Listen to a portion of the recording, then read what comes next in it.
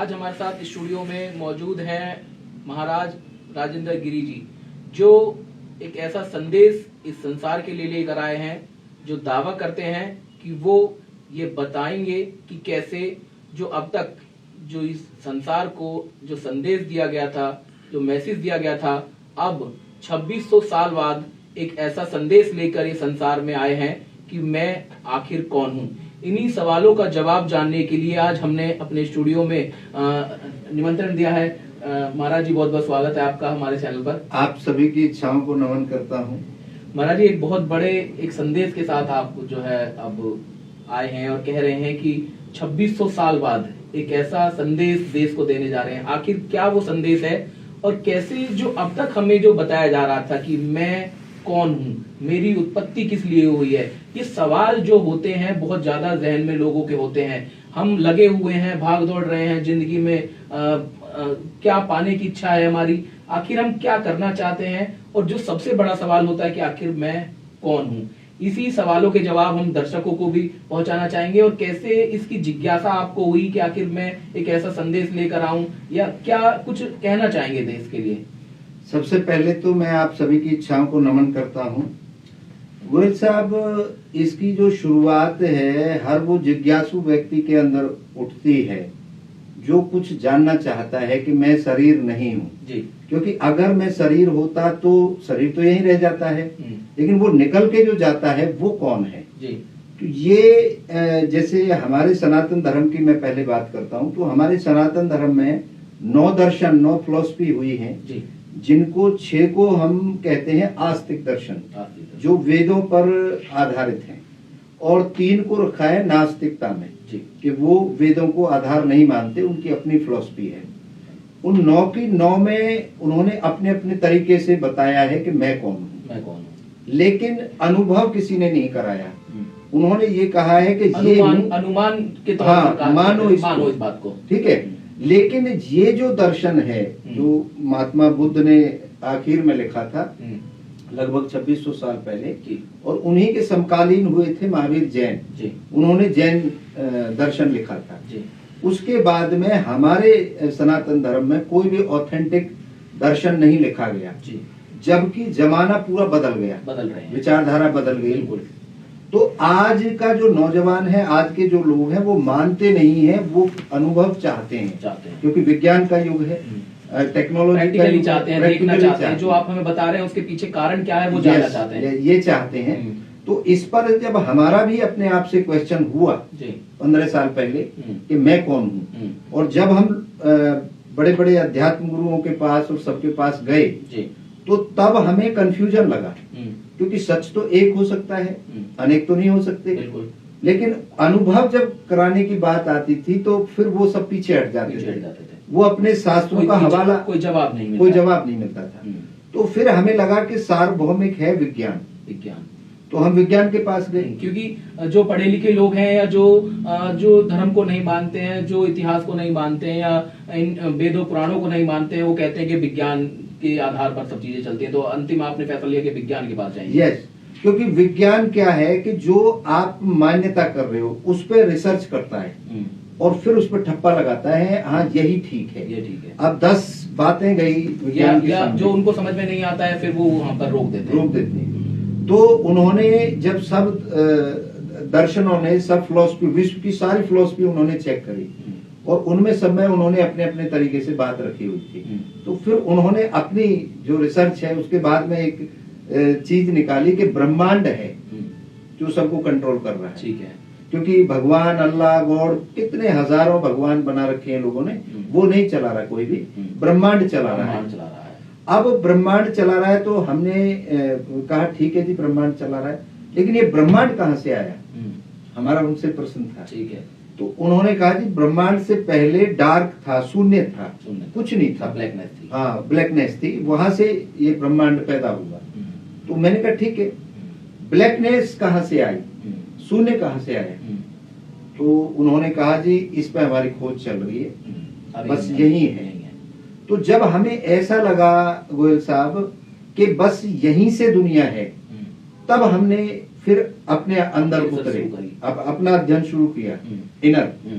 तो इनर गणित जब हमने लगाया तो हमें पता चला कि इच्छा पैदा करना और पूरी करना, जिंदगी टोटल यही है। और हम जहां से पैदा हुए वो भी दो इच्छाओं के मिलन से हुए। तो जब हमने इस सारे विज्ञान को, अध्यात्म को, सबको कनेक्ट करके देखा तो हमें ऐसा लगा कि मैं जो हूं, जो मैं अनुभव करता हूं, वो इच्छा हूं, और वो इच्छा ही है जो निकल के चली जाती है। आप कह रहे हैं कि आपने एक नए शब्द को या एक जो नया संदेश लेकर आए हैं, जो एक नया, एक संसार को एक नया जो देना चाह रहे हैं कि मैं आखिर कौन हूं, मैं इच्छा हूं। लेकिन अब तक जो हमने सुना है, जो अब तक हमें पढ़ाया गया है या जो हमने अपने पूर्वजों से सुना है, उसमें कहा गया कि मैं अहम ब्रह्मास्मि, जो ये शब्द का आखिर अब इसका तोड़ ये कैसे कर पाएंगे? क्योंकि हम जिन भी लोगों से हम पूछते हैं या हम जिस तरह से सवाल जवाब करते हैं, तो यही सवाल हम पूछते हैं कि मैं कौन हूं, तो जवाब यही आता है अहम ब्रह्मास्मि, जो जिस शब्द का उच्चारण जो हर कोई करता है। लेकिन इसमें आप कैसे कह सकते हैं कि मैं इच्छा हूं? तो इसके पीछे क्या समीकरण, और कैसे आप जो है, आप कह रहे हैं कि 11,000 शब्दों, 11,000 पन्नों की मैंने किताब लिख डाली है इस पर, तो बहुत ज्यादा आपने विश्लेषण किया होगा, आप हर चीज पर पहुंचे होंगे, तब जाकर आप इन चीजों को लेकर जो है इस पूरे संसार में आए हैं। गोयल साहब, इसमें सबसे जो मेन बात है वो अनुभव की है। आपने कह तो दिया ये सब अहम ब्रह्मास्मि, लेकिन इसे अनुभव आप नहीं करते, क्यों? कहीं आपने पढ़ा है, सुना है, या बचपन से आपको बताया गया, सुना ज्यादा है, सुना है। हाँ। लेकिन जब हम इस दायरे को छोड़ के, सनातन धर्म को छोड़ के दूसरे धर्म में जाते हैं, तो वो तो कहते ही नहीं अहम ब्रह्मास्मि, वो कुछ और कहते हैं। तीसरी जगह जाते हैं, वो कुछ और कहते हैं। तो मैंने वही कहा है कि सच एक हो सकता है, इच्छा सब में विद्यमान है या नहीं है? मैं आपसे पूछता हूँ जी। इच्छा हर किसी की हर चीज के लिए होती है, और शुरुआत हमारी इच्छा से होती है, और इच्छा तक ही सीमित जो है चलती रहती है। तो आप ये कहना चाहते हैं? नहीं, मैं ये नहीं कहना चाहता। मैं चाहता हूं कि जो आप अनुभव करें, आप से ही मैं सवाल कर देता हूं, क्या कभी आप इच्छा रहित हो पाए हो जब से होश हुआ है? ये बहुत मुश्किल होगा कह पाना कि मैंने कभी किसी चीज की इच्छा नहीं की, क्योंकि हर घड़ी हमारी किसी न किसी चीज की इच्छा है। अगर मैं आपसे सवाल ही पूछ रहा हूँ तो ये भी मेरी इच्छा है, ऐसा कहना चाहते हैं? ऐसा टोटल हमने जो रिसर्च किया उसमें ऐसा पाया गया कि आज तक इस धरती से एक कण भी इच्छा रहित नहीं हो पाया, एक कण भी। जब एक कण भी इच्छा रहित नहीं हो पाया तो मूल में क्या हो गया? इच्छा हो गई। अब इच्छा को हमने कैसे जोड़ा, कैसे कनेक्ट किया, वो आपको यस कराएंगे हम। अब दो इच्छा मिली, एक मेरे पिताजी की, एक मेरी माताजी की मिली, तब ये मिलन से, दो इच्छाओं के मिलन से ये टूल बनना शुरू हुआ। उससे पहले तो ये शरीर था ही नहीं। तो इच्छाओं के मिलन से टूल बना, और जब टूल बना ये शरीर बना, और इसके अंदर जब ये मिलन से ही इच्छा इनके मूल में चली गई, और तभी हमारी हर समय इच्छा रहती है। दो इच्छाएं रहती हैं हमारी, वो भी मैं आपको फील कराऊंगा।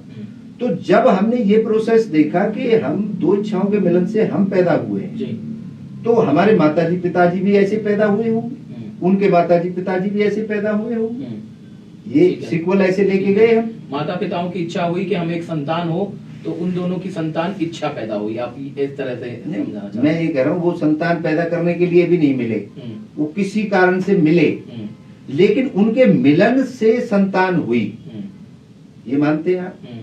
उनके बगैर मिले तो नहीं हो सकते। ऐसे ही उनके पिताजी माताजी मिले होंगे, ऐसे ही उनके मिले होंगे, सबके अंदर इच्छा हुई होगी। अब हम सीधा चले जाते हैं ब्रह्मांड के पास। तो ब्रह्मांड की इच्छा हुई होगी इसी आधार पे कि मैं एक से अनेक हो जाऊं।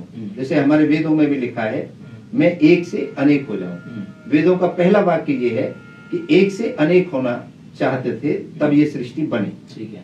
मैं उनको भी, मैं दूसरे लोग कुछ और कहेंगे, मैं विज्ञान की बात करता हूं। मैंने कहा कि ब्रह्मांड की इच्छा हुई होगी ताकि मैं संसार बनाऊं, ताकि मैं पृथ्वी बनाऊं, चांद सितारे बनाऊं।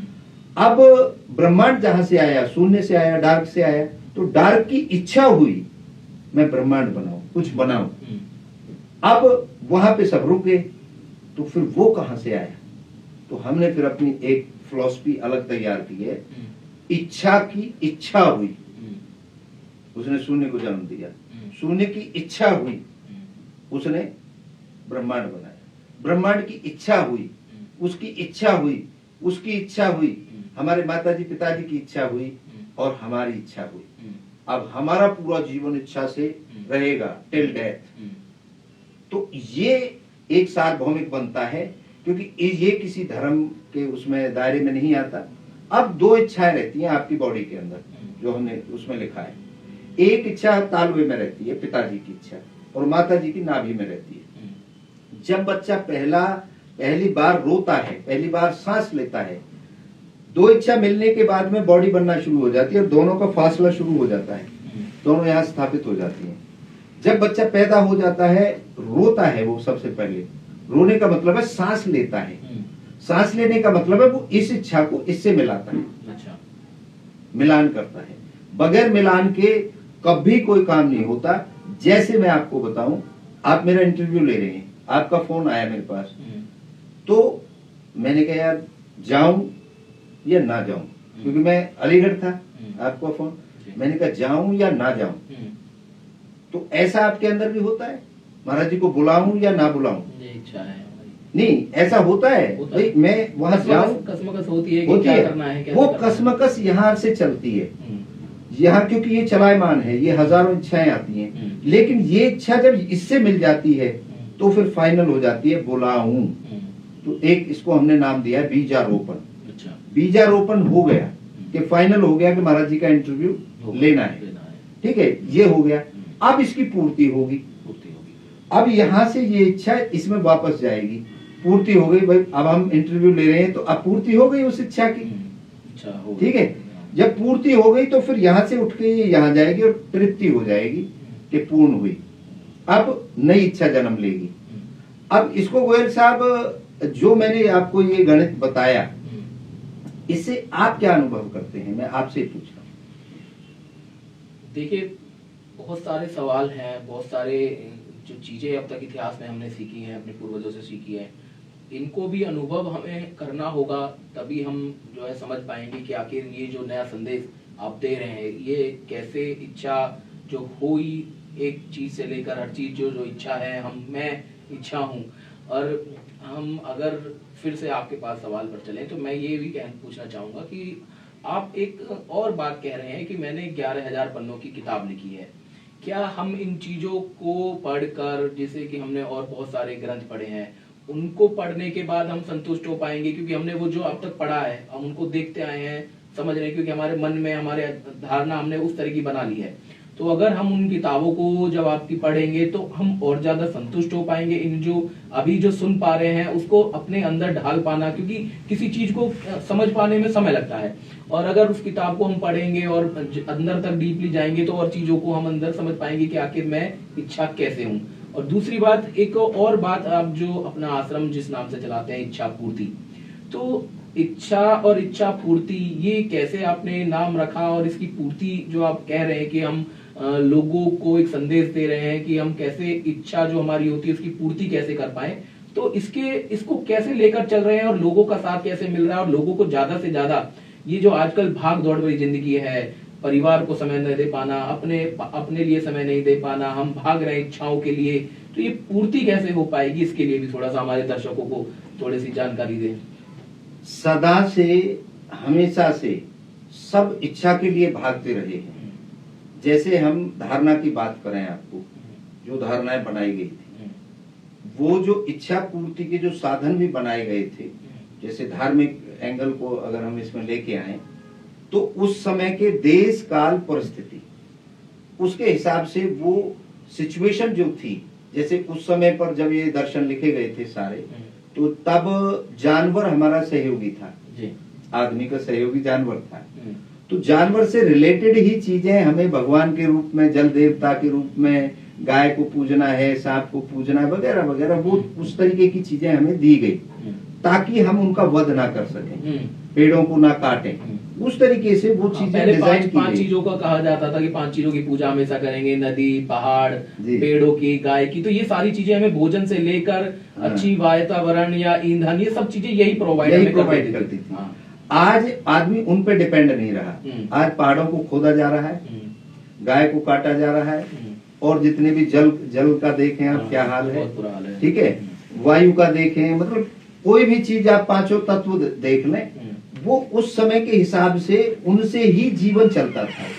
आज उनको साइड में कर दिया है, उनको पार्ट बना दिया लाइफ का। आज मशीनों से जीवन चल रहा है।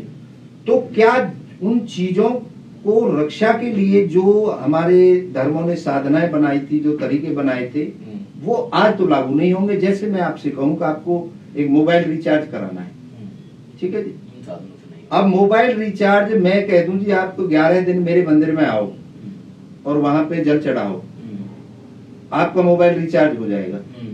नहीं है, तो आउटडेटेड हो गए ना वो सिस्टम। आज जब 2600 साल में सब कुछ बदल गया, आदमी का रहन सहन बदल गया, खान पान बदल गया, कपड़े लत्ते बदल गए, विचारधारा बदल गई और स्पोर्टिव मशीन आ गई, लेकिन हमारी इच्छा पूर्ति के जो धार्मिक सिस्टम थे वो आज तक नहीं बदले। एम आई राइट और रॉन्ग? ठीक है, हमने ये देखा कि आज लोगों को इच्छा पूर्ति का ट्रैक चाहिए। जैसे आपको यहां से दिल्ली जाना पड़ता था, पहले एक शटर चलता था, शटर से जाते थे लोग, EMU बोलते थे। उसके बाद में धीरे धीरे करके बसेस चलना शुरू हुई, ये हुआ, आज मेट्रो जाती है। तो वो क्या है? इंजीनियरिंग। आज जो रास्ता जिस पे हम जा रहे हैं उसको संतुष्टि के साथ और आदमी अनुभव कर रहा है। भाई गर्मी में जाते थे, आज AC में बैठ के आदमी जा रहा है, रिक्वायरमेंट थी। अगर बदलाव नहीं करेंगे तो फिर तरक्की नहीं मापी जाएगी। पहले ये छोटा सा रोड था, आज ये 6 लेन पे भी भीड़ नहीं रुक रही है। पहले किसी के पास एक गाड़ी आ जाती थी तो हल्ला हो जाता था, आज एक आदमी के पास 20 गाड़ियां भी खड़ी हैं तो उसका कोई हल्ला नहीं है। आज कोई हेलीकॉप्टर भी ले आए तो भी हल्ला नहीं है। तो ये जो वक्त बदला है उसके हिसाब से आज जो ढोंग और पाखंड हो रहा है इच्छा पूर्ति के नाम पर, क्योंकि जिंदगी क्या है? जिंदगी है इच्छा पैदा करना और उनको पूरे करना, इसके अलावा तीसरा कोई काम नहीं है। हमने 3 कैटेगरी में इच्छाओं को बांधा है। एक है प्राकृतिक इच्छाएं, ठीक है, जो भूख प्यास, अपना नींद वगैरह, सुरक्षा, ये जो है ये सबके अंदर विद्यमान है, ये ऑटो मोड पर है, प्राकृतिक कह दिया हमने इनको। दूसरी इच्छाएं हैं देश काल परिस्थिति के हिसाब से। मतलब मैंने अभी आपका कोट देखा तो मेरी इच्छा हुई मैं ऐसा कोट खरीदूं, भौतिक इच्छाएं जो हम देख करके बाहर से इच्छा होती है, हाँ, बाहर से पाने की इच्छा होती है, और संसार इसी के पीछे भाग रहा है, इन्हीं को पूरा कर रहा है। आपके पास मैंने फरारी गाड़ी देखी, मेरा मन हुआ भाई फरारी गाड़ी लूंगा, इच्छा हुई फरारी गाड़ी लूंगा, तो उस फरारी गाड़ी के लिए मैं मेहनत करूंगा, या किसी ढोक करने जाऊंगा, या किसी से चमत्कार की उम्मीद करूंगा कि एक जिन आ जाए और मुझे एकदम से फरारी गाड़ी दे जाए, ऐसी मैं उम्मीद करूंगा। लेकिन ऐसा होता नहीं है। ये कहानियों में अच्छा लगता है कि कोई जिन होता है, परियां होती हैं, स्वर्ग होता है, ये सब कहानियों में अच्छा लगता है, रियल में नहीं होता। तो जो रियल में है ये सपनों में हो सकता है, रियल में तो ये है कि मुझे उसकी पैसे भरने पड़ेंगे और तब मैं उसको अपने पास ले पाऊंगा, और मुझे वो पैसे प्राप्त करने के लिए मुझे मेहनत करनी पड़ेगी। हाँ, मेहनत तो करनी पड़ेगी, उसको आसान बनाया जा सकता है। जैसे मैं आपके पास आपकी दुकान पे आता था कोई बात कहने के लिए कि गोयल साहब नमस्कार करने के लिए, आज मैं अपने कहीं भी 10,000 किलोमीटर दूर बैठा हूं, नमस्कार मैं वहीं से कर दूंगा। ये आसान बना दिया। तो आसान टेक्नोलॉजी बना रही है, बन सकती है, लेकिन अगर मैं ये कह दूं कि मेरे यहाँ पे आप इस जल के छींटे मार देता हूं और गोयल साहब को राम राम पहुंच जाएगी, ये आउटडेटेड हो चुका है। और आज जो पाखंड और ढोंग हो रहा है, मैं उन लोगों को कहना चाहता हूं जो ढोंग और पाखंड करते हैं, क्योंकि आदमी किसी के भी पास जा रहा है वो इच्छा को लेके जा रहा है। जो लोग इच्छा पूर्ति का दावा करते हैं कि मैं जल मार के ठीक कर दूंगा, मैं ऐसे करके ठीक कर दूंगा, तो उन लोगों को जो पाखंड और जो ढोंग मंत्र देकर मैं एग्जैक्टली प्रभु के साथ मुलाकात करा तो अब मान लीजिए प्रभु से आपका जुगाड़ है, आपका जुगाड़ है प्रभु से, तो क्या मैं पैसे दे करके प्रभु से मेरा जुगाड़ कैसे करा दोगे? जबकि मंत्र भी आप बोलोगे, सब काम आप ही करोगे। तो अगर प्रभु की आराधना आपके द्वारा मैं पैसे दे करके करा रहा हूं तो वो तो लाभ तो आपको ही मिलेगा, मुझे कैसे मिल जाएगा? बहुत बड़ी बात कह रहे हैं। तो ये जो चीजें हैं इन पे सब पे हमने विश्लेषण किया, और जो ढोंग और पाखंड हो रहा है हम ये कहते हैं कि करिए, मेरी इच्छा है, मैं ढोंग में मजे आ रहा है, मेरे को आनंद आ रहा है तो करिए। तो हम तो केवल एक शब्द कह रहे हैं, इच्छा। सबसे पहले तो आप ये मानिए कि आप एक इच्छा है, वो आदमी भी एक इच्छा है जो आपको भगवान से मिलवा रहा है, उसकी भी कोई ना कोई इच्छा, आपको मिलवाने की इच्छा है। तो हमारा जो बेस है वो है गोयल साहब इच्छा, और दूसरा जो काम है वो है पूर्ति। पूर्ति होती है, ये टूल है, ये शरीर इच्छा नहीं है। अब इच्छा करेगी पानी पीने की, जैसे तो मैं चाय पीने की, तो मैं ऐसे उठाऊंगा, तो उठा कौन रहा है? टूल, टूल, टूल, इच्छा हुई है। हाँ, और इच्छा टूल के अंदर डाली जा रही है, और तृप्ति कहाँ हो रही है? टूल में ही हो रही है, और इच्छा सेटिस्फाई होगी, मैंने चाय पी ली, यही है। तो आप ये कहना चाह रहे हैं कि जितनी ज्यादा इच्छा करेंगे इतने परेशान रहेंगे? नहीं नहीं नहीं नहीं, नहीं, मैं ये नहीं कह रहा हूँ अभी मैं कुछ नहीं कह रहा हूँ। अभी मैं केवल ये आपको बताना चाहता हूं, आप एक इच्छा हैं। सबसे पहले तो ये आपको मालूम होना चाहिए, मैं इच्छा हूं, और ये इतना बड़ा जो बवाल पाल रखा है, इसकी कोई आपको जरूरत नहीं है। थोड़ा सा गणित है, इच्छा प्रोड्यूस करना और पूर्ति करना। अब प्रोड्यूस आप क्या करते हैं? आप किसी का मर्डर करने की इच्छा करते हैं तो वो पूर्ति हो जाएगी। आप किसी का भला करने का करते हैं, वो पूर्ति हो जाएगी। आप किसी को लूटने का करते हैं, पूर्ति हो जाएगी। इच्छा जो होगी उसकी पूर्ति जरूर होगी। अब होगी एक टाइम पीरियड में। टाइम पीरियड में कैसे? जैसे आप गेहूं बोते हैं, हम उसका एक टाइम पीरियड है। मैं कितना ही उसमें जल के छींटे मारूं, कितने मंत्र मारूं, कितना ही वो करूं, वो 24 घंटे में खड़ा नहीं हो सकता, फल नहीं दे सकता। जब वो नहीं दे सकता तो इसकी बुवाई जब हो जाएगी, और एक ड्यूरेशन है। तो हमने वही जो राम राम आप कहते थे 100 किलोमीटर पैदल चल के आके, वही राम राम आप मैसेज से लिख देंगे और यहां राम राम पहुंच जाएगी। तो जो मूल इच्छा है, जिसमें सबको रचा है, जो ब्रह्मांड के अंदर इच्छा है, उससे कनेक्शन इन दो इच्छाओं का कैसे हो, वो गणित और अनुभव के साथ आज तक का कोई भी, केवल विज्ञान को छोड़ के कोई दर्शन अनुभव नहीं करा रहा है। ये मैं कह रहा हूं आपसे, विज्ञान अनुभव करा रहा है। कैसे? गर्मी लगी है तो बटन दबाएंगे तो अनुभव होगा, हवा आ रही है। गर्मी है, एसी चलाएंगे, अनुभव होगा। फोन है, बात करेंगे तो अनुभव हो रहा है। केवल विज्ञान अनुभव कराता था, और अध्यात्म में पहली बार ये दर्शन अनुभव कराएगा आपको। आप एक इच्छा है, सबसे पहला गणित ये है। और आप एक नहीं, दो इच्छा है, और दो इच्छाओं के मिलन से बीजारोपण होता है, और फिर वो पूर्ति होती है। और ये शरीर एक टूल है। अभी हम केवल इतना समझाना चाहते हैं, पूर्ति कैसे होगी वो सारा सिस्टम है।